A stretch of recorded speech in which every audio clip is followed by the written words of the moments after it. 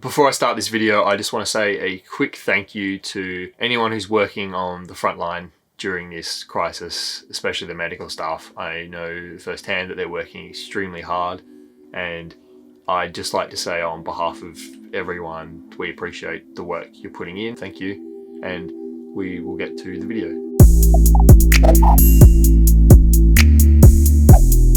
Now, you might have noticed in the title of this video that there's no episode number.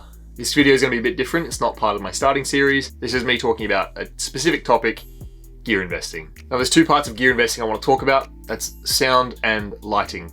And before I go into that though, I want to give a bit of backstory about me investing in gear, or not investing in gear and thinking about it. I wanted to talk about this because recently I've noticed some limitations in the videos that I've been making, and I think that I've reached a point where investing in a few pieces of gear are going to help me significantly and get the quality that I'm looking for. I know that it's possible, and I think with the equipment that I have at the moment, I'm limiting myself, and there are a few things that I think I can purchase that won't cost too much money and will make a significant difference to how my videos look and sound. I think in the past, I have been the type of person to be willing to pay a little bit more for things. I'd probably go for the sort of middle tier range of any sort of gear or clothing or whatever it was, as opposed to the really cheap budget options, because I thought that they would make me better in some way. I thought they would do their job better if they were more expensive. This is the case for some things, but other things aren't this way, I don't think. But over the past few years, I've been really trying to change that sort of attitude and mindset to products and really think about if I do need to pay the extra money and if it's really going to get me the value, if I'm getting value out of paying that extra amount. I've been doing that long enough now that I've almost reached the point where I probably overthink purchases, and I'm really hesitant to pull the trigger and actually buy things, which I think overall is a good thing. I really think about the products I'm getting now and just ask myself the question of, am I getting value from it, and do I need it, or is it just more of a want? So I was thinking about that, and I was thinking about the limitations that I've sort of noticed in my videos, and I thought that maybe it was time to look into getting some new things. So we'll tackle the first topic first, and that's sound. In the videos that I've edited so far, I've spent a disproportionate amount of time editing the audio, trying to get it to sound pleasant, and I've really struggled with it. Things like room echo, background noise, wind, all of these things have turned out to be a bit of a problem for me, and I've spent a frustrating amount of time trying to get rid of these problems in post-production, in the editing process, and I've not been able to do it, to be honest. It's been really difficult. It occurred to me recently that if I put a little bit more work and effort into the actual recording of the sound to get that better quality, realistically, it should take less effort in the editing process because the input audio is a lot better quality. So I've actually already made one purchase that I think was going to be a big factor if I was recording outside, and that is what I've got on the microphone at the moment. So let me take this off. The sound might change a little bit here, so what I'll do is I'll turn this down. I'm just going to take the microphone off the camera. It's going to stay plugged in. I don't know if you can see it, but it's this thing. If you get focus on this. So this is a shotgun microphone that I've had for a while, and it's fantastic. It's great. This microphone specifically is something that I bought about 6 months ago, and it's made a massive difference to the audio. And it was great, but I was filming outdoors and there was a lot of wind, and I noticed that I was getting this sort of crackly, poppy noise. These things were recommended. This is called a dead cat. I'm sure it's got an actual technical name, maybe, or maybe that is a technical name. It's a big fluffy thing that just goes on top of the microphone, and it stops a lot of the wind noise coming in and basically is like a wind shield to the microphone. This has been good. And while I'm holding this here, this is actually the next point that I want to make. Most of the time, this microphone sits on the camera, and this is good. This is a decent quality version of the audio. But if I'm filming something and I'm sitting way back here, it starts to lose its quality a little bit. More of the sound that I'm making sort of travels away from the microphone and it loses the quality of my voice. But then what I have to do to get it to sort of a quality level of sound, I think it's raise the preamp. So let me do that now. And if I turn this all the way up and I don't say anything, there's all this background noise. And this is what I was getting in the video. So what I realized is, while this is a good quality piece of equipment and it really ups the audio, there's not much that you can substitute for having the microphone closer to your mouth. So you can kind of hear the standard of background noise right now. I'll be quiet again. I'm sure there's a bit there. If I turn the preamps even further down, but I bring the mic closer to my mouth, well, I just turn this off. Now this is just on a cord connected to the camera, so it's pretty far away. But if you notice that if I have it here, right near my mouth, and I turn the preamp down, I would imagine there's a lot less background noise and my voice should sound fairly clear. This is what I'm going for in my videos. So the first product that I really think that is going to be a good investment for sound is getting an extension cable for this. So it means that this microphone I can still plug into this camera, but I can just have the cord trailing somewhere else. I can get a boom pole, set it up somewhere next to me, and basically have this microphone just above me like this. And I believe that should be getting me some better sound quality than sitting on the camera. But I'm not going to hold this here. So I really think I'm just going to be looking for an extension cable, and I think I've already found one. And it's a video from, what's his name?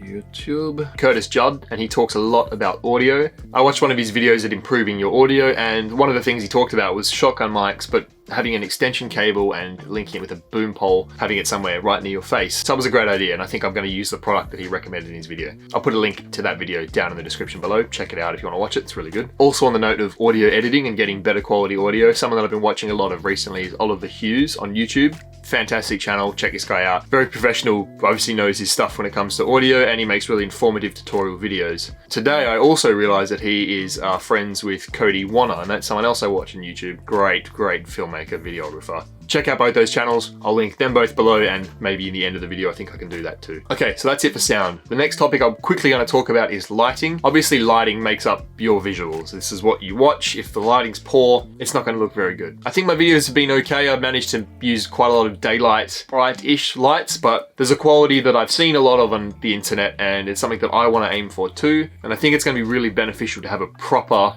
light stand. I'm in a little room today, and I can't believe I've not filmed in here before, but the light in here is fantastic. It's very white, it's very clear, it looks more like daylight, so I think this is okay, but I think I can do more with my lighting setup. So I think I'm gonna need to do a bit of research into what lights to purchase, but I think all I'm gonna need is one primary light, and you get one of those big soft boxes on it, and it sort of diffuses it, makes it a bit softer, and allows you to get better quality footage. With that, I'm probably going to need to buy a stand as well, but from what I've heard, these sort of stands and grip equipment is something that you will use throughout your career. This is also a bit of an extra way that I think I can justify these purchases. They're probably going to have multiple uses, so although I've kind of used video as the example for sound and lighting at the moment, sound doesn't really apply to photography, but lighting definitely does. This also makes me think of another channel that I've been watching a lot of, and it's We Eat Together. I can't remember this YouTuber's name, but this guy makes fantastic videos. He's a professional food photographer, but he does a lot of things with actual product lighting as well. If you have any interest in food photography or any sort of product photography or video, definitely check out his channel too. It's absolutely amazing. It's really informative. Yeah, so that's kind of it at the moment. All I need to do is just get some research done and really look into the products I'm going to get, order them, and wait for them to arrive.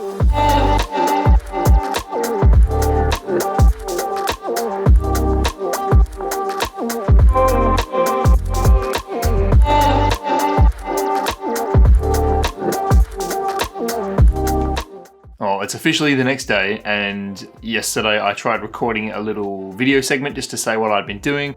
Ironically, in a video about better audio, I actually didn't record any audio, so I can't use it. But basically, I spent pretty much the entire day yesterday doing the research. I think I spent about 7 hours just Googling, watching YouTube video reviews, Reddit, just looking up what kind of products I needed. Once I'd worked that out, then I had to sit there and go through each category and work out what the best option was. So most of the products I looked at, I ended up finding one very obvious brand that was the sort of top tier, the elite. So for example, for the lighting system, it was the Aperture 120D Mark II. That was the most popular thing that came up. Quite expensive. So essentially what I did is I would look for the premium item, and then I would find the sort of step down from there. This is a big investment for me, and I want products that are essentially as future-proof as I can afford. So I don't want to skimp and get things that are so cheap that in a year's time I need to replace them with something better.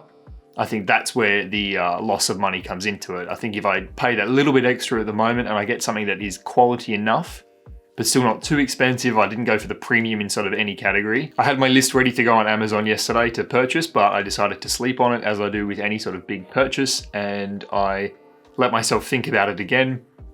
I'll double check it today to make sure I do really need these things, but I'm pretty happy with the options that I've selected. I'll bring them up on the screen now. This is the shopping cart. So yeah, decent amount of money to spend on this equipment, but I think it's going to make a big difference, and all of these things I believe I should be able to use for years and years to come, and can probably use these in a sort of semi-professional setting. if I end up getting work in video or photography. So that's the plan. I think that'll pretty much be it for the video. A lot of these products will probably take a few weeks to arrive. So the next time you see me, it will probably be next month. So the next video will be something to do with that. So thanks very much for watching, and I hope you have a fantastic day and you're doing well. Keep it up. Yeah.